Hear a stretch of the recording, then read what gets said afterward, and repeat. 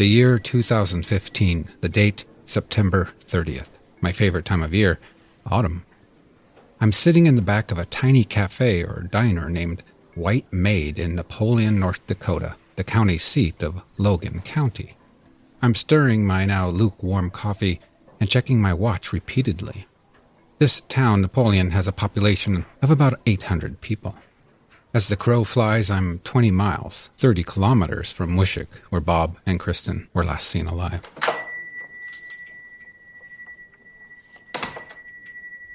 Each time a new customer walks into the cafe, I'm reminded that I'm a living, breathing Homo sapien on Earth. My brain and body won't let me forget. I've no say in the matter after thousands of years of evolution. My spine reacts first. I feel myself sitting up in my chair, leaning forward. My pupils instantly and expertly dial in on their faces in search of recognition. Is that them, I think? But no, it's not them. It's never them, it seems. I'll have the teen burger to go. Please. And a combo. Occasionally, I stand up, walk to the front door, and glance out the window. My eyes adjust again as I scan the sidewalk and look up the street. Nothing. Nobody. I look at that square brick building on the corner of Broadway and B Avenue East, just a stone's throw away, the Logan County Sheriff's Office. I guess they're still in there, I think. Then I look at my watch again. I ponder if it's a good sign or a bad sign that things are taking longer than expected. Somewhere inside that brick building are 5 members of the Anderson family. Bob's son, Chase Anderson, Bob's siblings, Debbie, Dean, and Diane's husband, Mike. They're all meeting with law enforcement to discuss Bob's disappearance 23 years after he vanished alongside Kristin Diede. I've arranged to get together with the family after their meeting. This will be the second time I've met them all. I traveled to them in Minneapolis a few weeks earlier for an initial meeting. This time, they all made the 6-hour drive out to Napoleon, North Dakota. Not to see me primarily, really, but to meet with investigators working on Bob's case, both current and retired law enforcement officers. Why not meet just down the road in Wishek, in Kristin's hometown in McIntosh County? Why here in neighboring Logan County? Well, it's because this case belongs to the sheriff of Logan County, here in Napoleon. I've never been explicitly told why Logan County owns the case and not McIntosh County, but I do know this. The county line runs just north of Wishek. The Diede farm and the old Gable farm actually lie here in Logan County. I return to my table and sit down where the loop repeats itself. Stir coffee, tap pen on notebook, look at my watch, look out the window, repeat.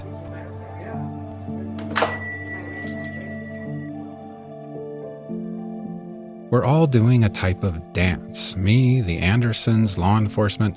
That's the way it feels to me anyway. A complicated dance in which we all have the same goal in mind, to find out what happened to Bob and Kristin, to see justice served.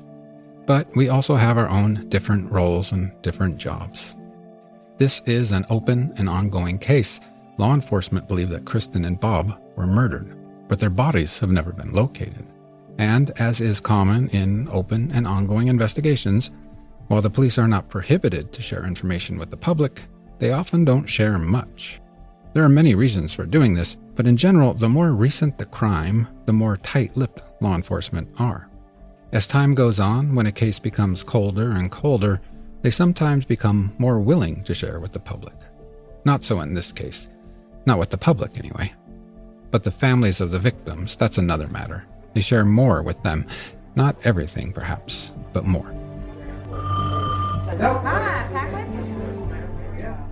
So, as I sit there in the White Maid Diner, waiting to meet Bob's loved ones again, I'm on the edge of my seat. On the one hand, I'm just anticipating what new information they might learn in there. In other words, I'm thinking, what will law enforcement tell them? On the other hand, I'm thinking, what will the Andersons be able to share with me? Because I fully anticipate that law enforcement might ask the Andersons not to speak with the media, even though at the time I'm just a blogger, hardly consider myself media, but still. And I fully anticipate and respect that the Andersons might feel they need to abide by that. I mean, who knows? Maybe there's something law enforcement has, some piece of evidence that, as they say in the books and movies, only the killer knows about. I doubt law enforcement would even share that with the family, but if they do, I don't expect them to share it with me. And this is what I mean by a complicated dance. We're dancing, everyone with the same end goal, but choreographed differently. Different shoes on a common dance floor. We're all trying to make it work without stepping on toes and getting in each other's way. Perhaps I'll call this dance the who can tell who, what, and when, and how much so that we can resolve this crime dance. So, I don't expect to learn everything the Andersons are told on this day, but there's one detail, one piece of information I'm sort of desperately hoping the Andersons will get confirmed or dismissed. Either would be helpful. It's a detail that Chase Anderson, Bob's son, told me about. He said he was told this when he first met with investigators at the age of 16, an incredibly important detail related to the time and place Bob's van was found 100 miles from Wishek. But was it accurate, this detail? Could it really be true? Because memory is a tricky thing, after all, in any circumstance. But imagine being Chase Anderson at age 16, just a kid.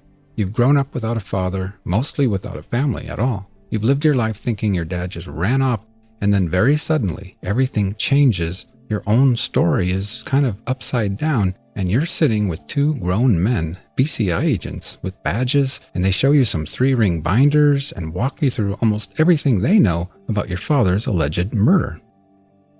If you are Chase Anderson at that moment, how much of that information is going to be recorded 100% accurately in your memory? Because that would be a challenge for all of us, regardless of age, regardless of the circumstances. Memory is just a tricky thing.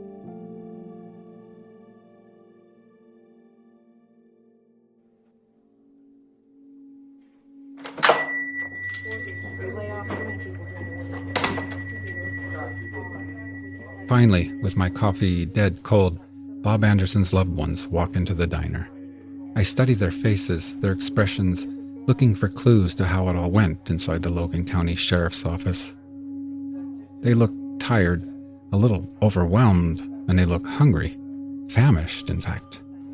They join me at the table and start settling in, jackets off, grab a menu. Sure enough, someone says, "I'm starving." I know better than to pepper them with questions right away. Let them breathe. Let them recover. But thankfully, Bob Anderson's brother-in-law, Mike, doesn't make me sit through a whole meal just wondering.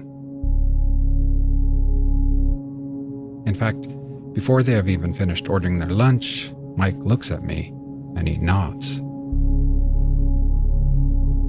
Then he leans in a little closer, and perhaps much like an elegant dance step, he simply tells me.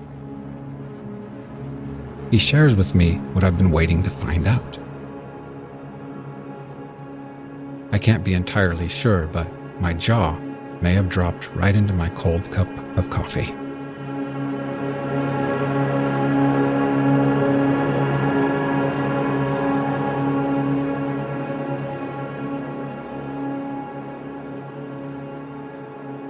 You're listening to Dakota Spotlight. My name is James Wallner, and this is Vanishing Act, the untold story of Kristin Diede and Bob Anderson.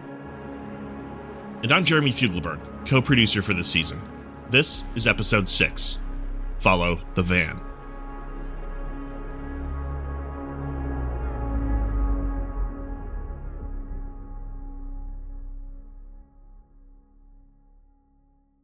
In previous episodes, we've unveiled a lot of new things about the Diede Anderson case. In this episode, we'll be revealing something we learned via family members from law enforcement, never previously told to the public about this case. Something that, well, it could make it easy to jump to a lot of conclusions. So we thought now was an important time to repeat what we said from the beginning of this podcast. I want to repeat it here for extra emphasis. This is an ongoing law enforcement investigation. Nobody has been arrested and charged regarding Kristin and Bob's disappearance. Everyone should be presumed innocent until proven guilty in a court of law. In this episode, we're zooming between two different years. 2015, sitting in that diner with James, and 1993, just after Kristin and Bob disappeared. In fact, we'll be spending time in just a few days, what happened that first week after they vanished in 1993, and what was revealed in just that one day in Napoleon in 2015. Those two time periods are linked. They are connected. How? Well, that's what this episode is all about. Here's a big clue, though. Remember in episode 1, we told you about Bob's van, the one he and Kristin drove to North Dakota, how it was eventually found, and how there wasn't much more detail about that. Yeah, in this episode, we're going to talk more about that van. We'll return to sit alongside James in the White Maid Diner in 2015 in a minute. But now we're zooming back to 1993. Kristin and Bob have just vanished. Here's James.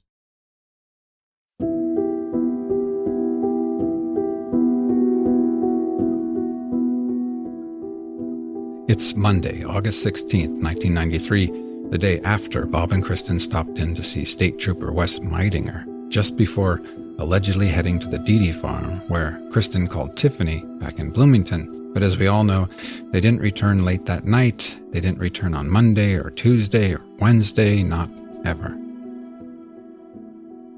And when that happened, or perhaps I should say didn't happen, when they failed to return to Bloomington, some people were immediately concerned, while others were not.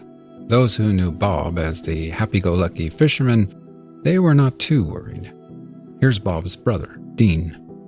He didn't come back, and I didn't think too much of it because he was kind of the type of guy that would just change plans quickly. And at first I thought, well, maybe he just took off. Just wanted to get away for a while, or maybe went fishing. But those who knew Kristin Diede, the mother, they had a completely different reaction. Remember, Kristin's friends, Tiffany and Heather, and her advocates at Cornerstone, they were all concerned, worried about Kristin going to North Dakota in the first place. So much so that they felt better just knowing Bob was going to go with her. Here's Tiffany again, talking about the sinking feeling she had in her stomach on that first Monday. I knew that Monday there is no possibility, there's no second thoughts, there's no nothing. I knew straight away that we wouldn't see her again. I knew that something bad had really happened up there.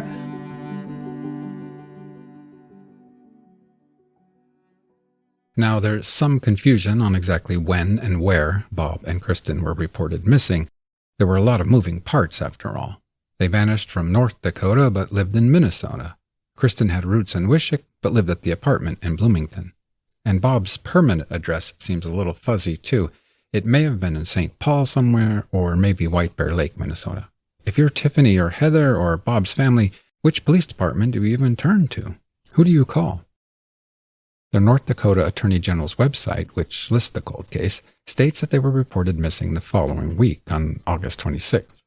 But because more than one person reported them, it's possible it occurred sooner. One of those persons was Tiffany. It was Wednesday. I called the police. Okay. That would have been Wednesday, August 18th, not a week later. Mike Kangas is Bob Anderson's brother-in-law. He's married to Bob's sister, Diane. Over the years, since first meeting them, I've occasionally half-joked with Mike, and I said, Mike, if anyone's going to solve this case, it is you. I say that because he has a lot of information in his head about this case, and he's kept a lot of notes and records about it, too. Documents separated in categories such as known facts, different versions, questions. Mike always points out to me and corrects me and says his wife, Diane, Bob's sister, deserves a lot of the credit for this work, too. When Bob went missing, Mike and Diane were in the middle of raising their own family. Now retired, and now that Bob's parents have passed away, they've taken on a prominent role in seeking answers and justice. If I had gone missing, I'd hope my family and friends would take on the same approach, persistently working to keep the flame alive. Here are Mike and Diane speaking with me and Jeremy on the phone in February of 2022 as we attempt to untangle where Bob lived, who reported him missing, and when. I've got it listed as Dean reported him missing on August 26, 93. That would be the next week on Friday, 12 days after Kristin and Bob disappeared. But regardless of exactly when, just like Kristin's friends, Bob's parents became quickly concerned about their son, fishing or no fishing. Here's Bob's brother Dean again. My dad called me and he says, well, he hasn't come back and I'm worried about him and I'm really concerned. At which point, one of the Andersons, possibly Bob's father, called Kristin's apartment in Bloomington, where Tiffany was now house sitting. And I almost think that his parents called Kristin's house, and I answered the phone, and they're like, is Bob there or Robert there? And I'm like, no, who is this? And they're like, I don't remember which one of the family members it was. And I'm like, oh, well, I'm Tiffany, and I'm staying at Kristin's house, and they went up there, and they're not back yet, and I'm a little worried. And we had a brief conversation. It seems to me they told me, this was, I think, on a Wednesday, I think you need to report her missing. Yeah. And I'm like, I think so too. I just didn't, I was waiting for somebody to tell me I should. And so I got off the phone, and then I picked up the phone and called the police. And I hadn't even told Heather I was calling. I was like, once they said, no, you need to report her missing, I was like, that's all it took. I was like, okay, because like I said, I didn't know her for like 10 years or 5 years or 2 years even. I knew her for months. So I kind of felt like I didn't have the right. Like maybe there's something I don't know, like about her or something. But when the parents were concerned, the family was concerned, I was like, okay, that's it. I'm just going to call because I know something's weird. I know something's up. Is it any wonder when you ask about vans, you hear about Dodge? Dodge is into trucking, like America's into Jeep. On Thursday or Friday, 4 to 5 days after the disappearance, while friends and family in Bloomington continued to hold out hope that Bob and Kristin would show up at any time, 100 miles to the southeast of Wishek in the small city of Aberdeen, South Dakota, a manager at the Burlington Northern Railroad Yard picked up the phone and called the police. There was a darn Dodge van just sitting in stall number 10, he told them. It seemed to be abandoned. There weren't even any license plates on the thing. Someone from the city came and towed the vehicle away.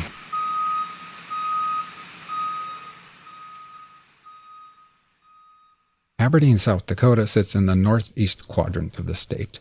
The city calls itself the Hub City, and for good reason.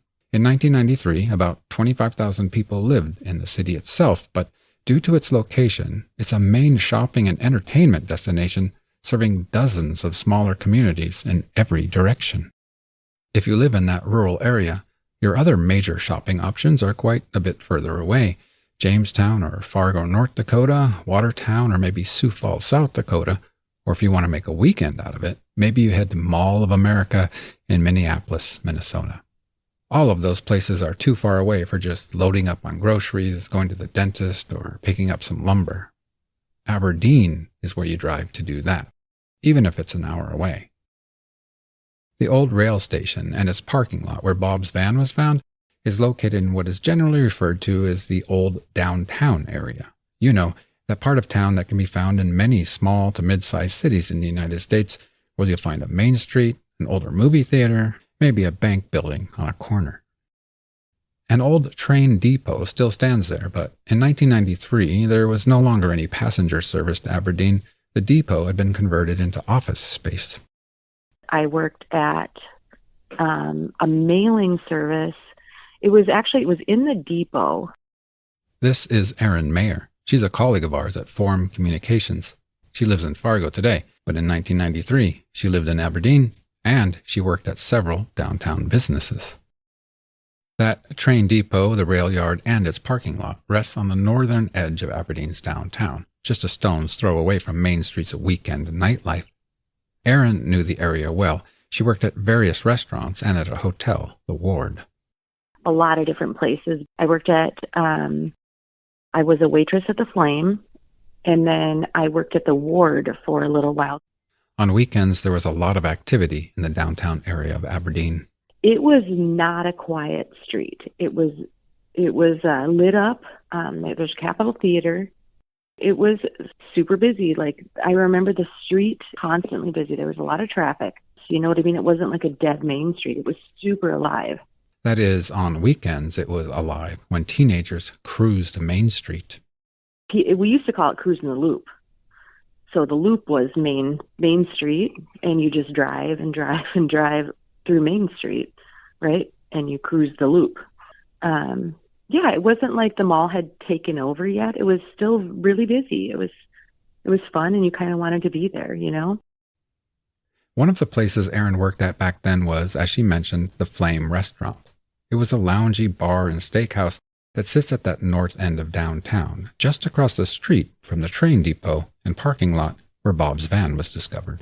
Yeah, so the Flame was on the corner of Railroad Avenue and Main Street, South Main Street and Railroad Avenue, right on the corner. It was right before you almost get into a different area of town. So it was right at the very north end of Main Street. The Flame Restaurant is still in operation, and to this day, the eastern end of the parking lot across the street provides parking space for diners and employees. Bob's van was found in stall number 10, apparently, but unfortunately, Jeremy and I don't know exactly what that means, where stall number 10 was. I'm sure law enforcement knows, but we simply don't have access to that information. If you visit Aberdeen or look at an aerial photo of that depot and the rail yard buildings next to it, it's clear that the parking lot is actually huge, taking up parts of 3 blocks from South 3rd Street on the west to South Main Street on the east. We just don't know if Bob's van was parked near the depot building, near the Flame Restaurant, or maybe way down on the western edge of the rail yard. We don't know. Interestingly, though, to this day there are exactly 10 parking stalls just outside the depot on the northeast corner of the lot, within sight of the Flame Restaurant. And the parking lot was, you know, it was like, that's where employees parked. That's where we parked our cars. It was never packed unless it was like hunting season or, you know, a Friday or Saturday night, because like most nights it wasn't a full house. But Friday, Saturday nights, that parking lot could be pretty busy. It would have been weird to see a car in that parking lot overnight, you know what I mean? Or left for a day or two. So it sounds like a vehicle would have really stuck out if it was left overnight during the much slower part of the week on a Tuesday, Wednesday, or Thursday. And it appears that that is exactly what happened. According to the Attorney General's cold case page, Bob's van was discovered abandoned in the parking lot on Friday, August 20th, 5 days after they vanished. But it's unlikely that a car would be reported as abandoned on the first day. It's much more likely it had been there for a few days. Now, while Jeremy and I don't have access to the police files, Bob Anderson's family have been told many things directly by law enforcement. Here is Mike again, Bob's brother-in-law, talking about what he had learned about the timing of the van. I think there was some suspicion that van had been there more than one day. That's what they said. That's why it was reported. Yeah. When the manager reported it, it would be unlikely that he reported if it was just there one day. Apparently, when the manager reported the van, there were no license plates on it. And once the van was impounded, it was discovered that the VIN number, or vehicle identification number, had been scratched off. The VIN number is a unique code used by the automotive industry and law enforcement to identify individual motor vehicles. Here's Jeremy as he asks Mike to walk us through some of his notes. Down. Okay, so all the other stuff on Thursday there with the van in lot 10, impounded, stuff inside was tools, and the van was missing plate and the VIN was scratched off. Was that again from that conversation in 2015 with law enforcement? Yes. And here's Chase Anderson again, speaking with me in September of 2021, recalling what he had learned over the years. So my dad had an old Dodge van, sleeper van. It was found at a railroad in Aberdeen, South Dakota. When? I want to say 3 days. It was real soon right after that. And it was stripped down, VIN numbers were taken out, everything was emptied out of the thing. That scratched off VIN number caused some real problems. Because the vehicle could not be identified, Apparently it became a utility vehicle for the city of Aberdeen for some time. Diane, Bob's sister, told us she remembers being very disappointed when she learned that from law enforcement. Chase recalls this too. So Aberdeen, they used that van as a service vehicle for a couple of years. They didn't know they didn't know whose it was and what connection it was, but I remember hearing that they used that as a service vehicle. Now, it might seem odd to us that what we know is important evidence would get turned into a city service vehicle, but it's quite possible Aberdeen police didn't know the van was evidence. They just thought it was an abandoned van. Maybe, if they figured out the VIN, they even tried and failed to get in touch with Bob. And as long as it was a functioning van, why not put it to work? We obtained sales material for the 1979 Dodge van line. Dodge advertised its vans not just as personal rides, but as good value, durable, big capacity commercial vehicles, made to haul a lot of cargo inside without needing a much larger truck or trailer. From a city's perspective, not a bad vehicle to have around. Here's a Dodge TV ad posted to YouTube describing the company's offerings. From the folks who are number one in vans and wagons come the 1979s, like Dodge Maxi Wagon, the roomiest wagon you can buy. Like Sportsman Wagon, the wagon you can turn into a home away from home. Like Street Van, the van that's as fun as it is tough. Like some of the most maneuverable, versatile, best-selling vans in America. Is it any wonder when you ask about vans, you hear about Dodge? Dodge is into trucking, like America's into Jeep. But once the abandoned van in Aberdeen was somehow identified as belonging to Bob Anderson, I'm guessing that investigators or agents drove down to Aberdeen, South Dakota to learn more about where the van was found. I know that's what I would do. I'd stand right there in that railroad depot parking lot across the street from the Flame restaurant, and I'd take a good look around. And I'd ask myself some questions. Why does the van end up here? What's here? The investigators knew for a fact that Bob's van was in Wishek, North Dakota on August 15, 1993. For a while, it was parked outside the Wishek police station when Kristin and Bob stopped in there to speak with Trooper Meitinger. It was a Sunday afternoon, and I was working in the office at the police department, and these two people came in. The one I knew, they were curious about whether child custody order was good, that was issued, and come to find out later that these folks had disappeared. They left, and your understanding was they were headed to the Diede farm outside of Wishek. I believe that was correct, yeah.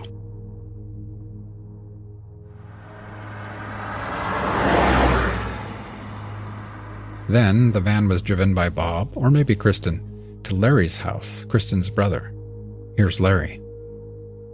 They stayed for maybe an hour or two, and then they said they had to go. So, okay. And they went out. Then they went out to the farm, and then when they got out there, they were going to pick up the kids. And ever since that, I never heard nothing no more. When you say the farm, which farm? Well, that was Clyde Diede's farm, right. The one that she was married to.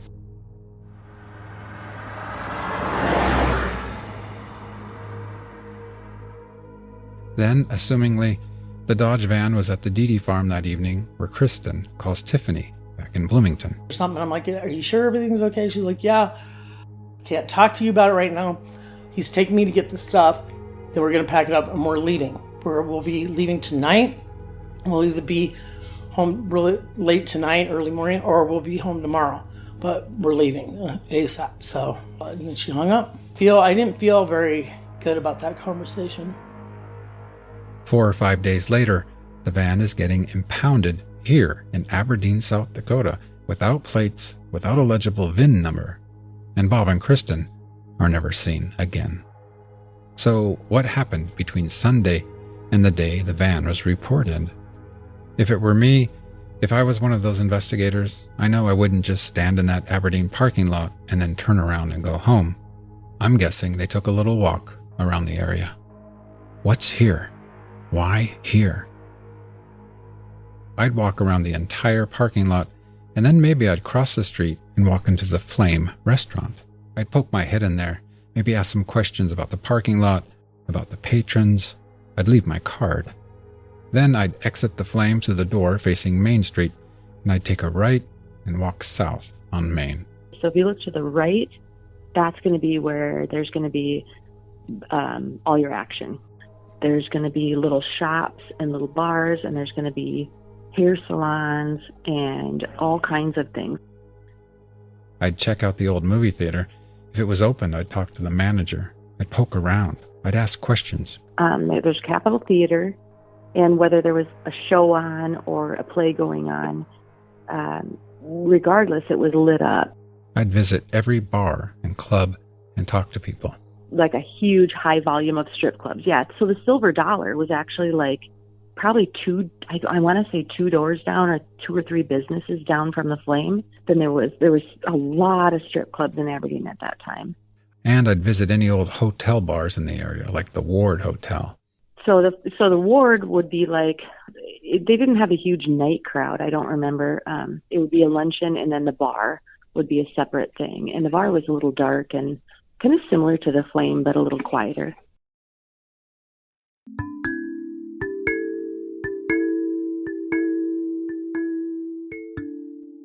Hi, it's Jeremy again. Remember when I said we'd be zooming back and forth between 1993 and 2015?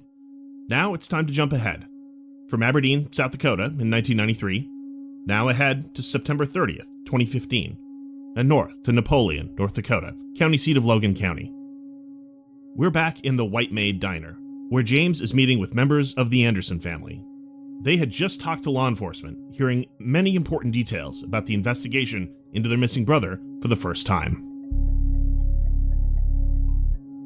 Bob's brother-in-law, Mike, leans in, and not unlike an elegant dance step, he simply tells me.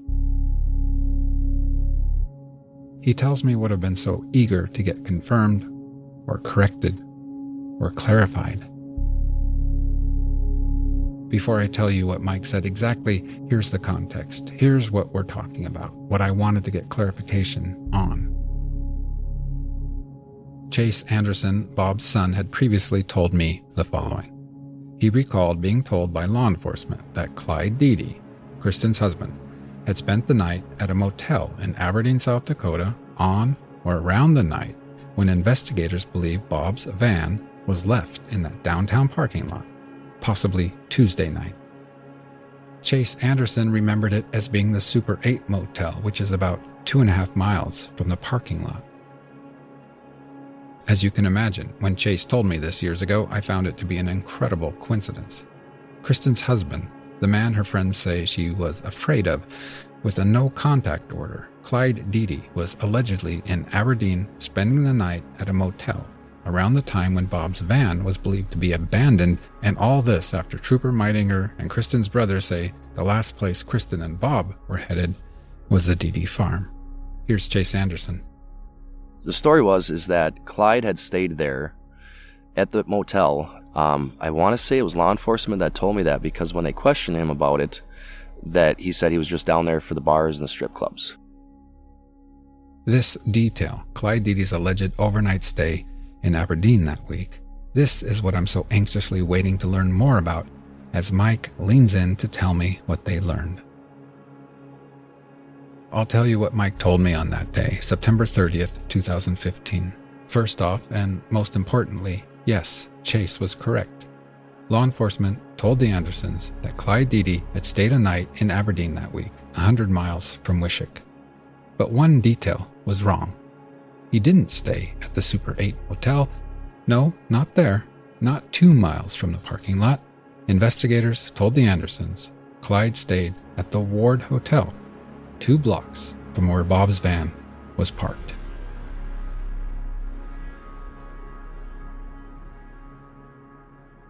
Jeremy asked Clyde about this when he spoke with him. Now, one thing that we heard in our reporting was that you had visited, say, about a week after she disappeared or so, or the next week after that weekend. You were at the Ward Hotel in Aberdeen. Does that sound familiar to you, or is that a place that you went? No, I don't remember that. Okay. Was Aberdeen a place that you ever went down to around that time that you recall? been familiar with the town, but it's not a place that I hung out. Sure. Didn't have much of anything to do with.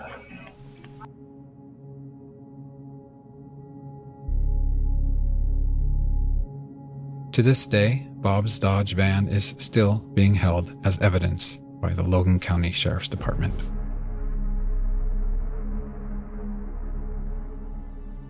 Still to come in this season of Dakota Spotlight.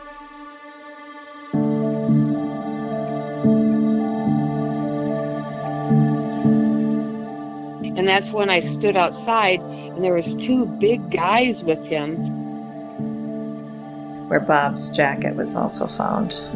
It was a jacket that my mom stitched up and repaired for him, and she recognized it right away. Nobody was interested in pursuing this. Said that there's not a day that would go by that she didn't think of Bob. She'd get up in the morning and think of Bob, and then before she'd go to bed, she'd think of Bob.